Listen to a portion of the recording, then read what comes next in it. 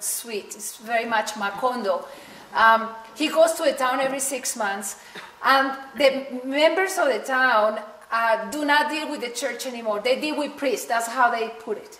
So, not with this priest, yes, with that priest. Not with the church. They do not believe in the church institution, and they will tell you right away that they do not believe in any religious institution. So Padre Giraldo comes to the town, and they have a lineup of baptisms. They're like, no, we just wait for the Father. We don't believe in that Father. We want that Father. And so they just wait for Father Giraldo, and Father Giraldo's like, okay, baptism. Baptizes everybody. Okay, marriages now. So, because they will not believe most of the people sent by the church. They will believe Father Giraldo because Father Giraldo has been 100% committed to the town, and because he's a lawyer, and he is a human rights advocate, recognized in Colombia as the most important one. So he didn't have to leave? Father Giraldo? Yeah, because the priest, I guess he's a father, not Oh, a priest. he's not a member of the Jesuits are not members of... Right. Jesuits are their thing. Yeah, they're not. They're international clergy. I don't know how much you know, but they are not a member of a parish. He was never there. Oh, okay. He didn't have to leave because he was never there. Bye, Martin. He just sent me a kiss so that you know. You are on record. Could we get him on record saying that? We witnessed it. Yes. We have witnessed. I've got a special diet, too. It's very, because it's be kosher all the way. Oh, that's fine. That's fine. Here is Martin, here's a story for you. The first time I went there, they gave me chicken, and I'm like, well, I'm not going to say anything because that's what they have. I know that much. And at the end of my stay there, somebody says that I was a vegetarian, and the cook says, like, you're a vegetarian? How come you didn't say anything? We are familiar with vegetarians. All you international people, you like that. Bye. So actually, the dynamics of the community are very interesting because these people are in contact with the international people all the time, which is not the normal situation in a peasant community. So they actually are very familiar with religious diversity. They have learned, which is very hard in Colombia, that not everybody eats meat. And in fact, some of them, I did yoga, some of them were familiar with yoga, things that I will not find in other towns in the United States, by the way. I remember being in Chicago doing yoga outside, and this police officer started a conversation with me, and I told him what I was doing, and he said, you're doing yogurt? I said, yeah, that's very good for you. Yogurt, yeah.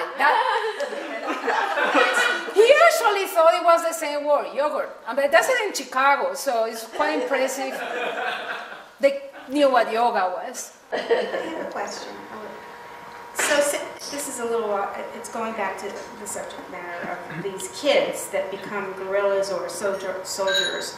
If they, by looking at the peaceful community, become enlightened, there's no way they can join because the community is barring any relationship with a... And there's got to be family members if they decided to go to the other side, then they can't. Even though they... That's right, that's right. Is that correct? Not enlightened, but aware. Or if they choose to... They can't afford to go to college, but maybe through sustainable living, through a peaceful community. I think, Myrna, I'm sure that Martin had that question. I could totally see that in his face. And I had that question before from somebody else. And yes, this reality tells you this is not utopia. This is not a monastery where everybody is accepted. I don't think monasteries are anyway. But one of the ways in which they have survived, one of the many reasons they have survived is that they are very strict with, their admission. Because they are attacked, and Uribe does attack him as guerrillas. So of course, if you find one single member that actually was a guerrilla, you're done. You will not have PBI and FOR because PBI and FOR could not afford to be in a place where there are guerrillas because they cannot be international observers just defending neutral people. These are not neutral people. These were guerrillas. Since Uribe's thing is, you are guerrillas, that's what Uribe says. In the day, you're peasants. At night, you just put on the uniform and you're guerrillas. He will know because that's what the paramilitaries do, of course. So that would be true of the party. So they could not accept somebody with a record because that would be the easiest way to terminate the community. Now, it does open up the issue.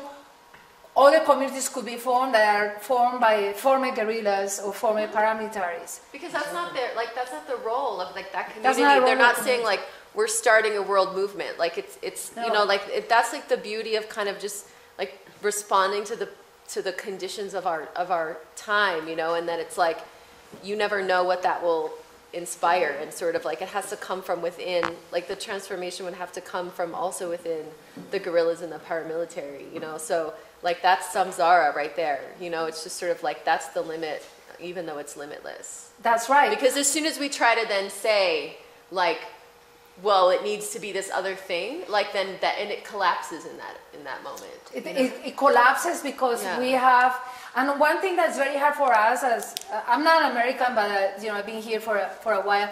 That is very hard for us from this perspective is that when we hear something like this, our tendency will be either to reject it or to embrace it as an ideal. Oh, this is the ideal. This is the answer.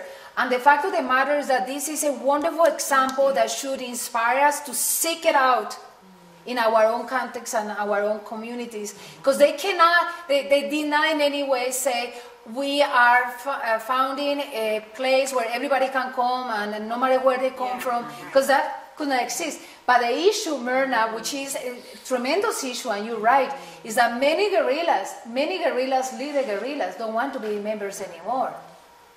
Don't want to be guerrillas. Don't want to. Oh my God, so many of them. So many of them. That would be the natural evolution of that group who were representing the peasants anyway. I'm sorry. What? I mean, the natural evolution of the guerrilla movement is a populist movement anyway. So for them to evolve into not fighting and into this nonviolent would be a natural. No.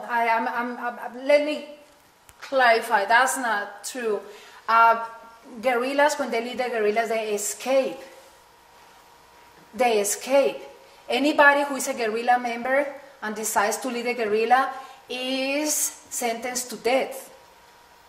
When you join the guerrillas, that is not a temporary joining. You join the guerrillas for life. And if you ever try to escape, you will be judged and shot. And in fact, I remember a case I just read about last year in which, as part of the training, one guerrilla tried to escape and was brought back. His best friend, a woman, was ordered to shoot, to train her that nobody who escapes is a friend. The guerrilla, that's not a joining for a little, no. So when the guerrillas leave, they escape.